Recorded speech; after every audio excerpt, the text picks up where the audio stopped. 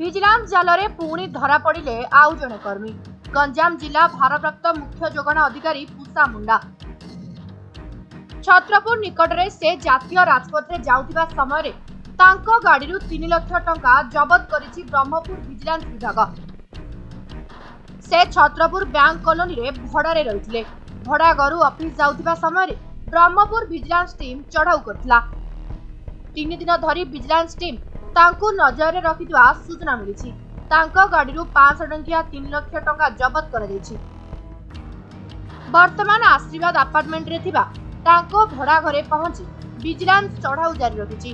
तांको नुआपड़ा जिला को जोगाण अधिकारी भाबे बदली होइतिला। ब्रह्मपुर बाबुला पाणीर रिपोर्ट समय लाइव।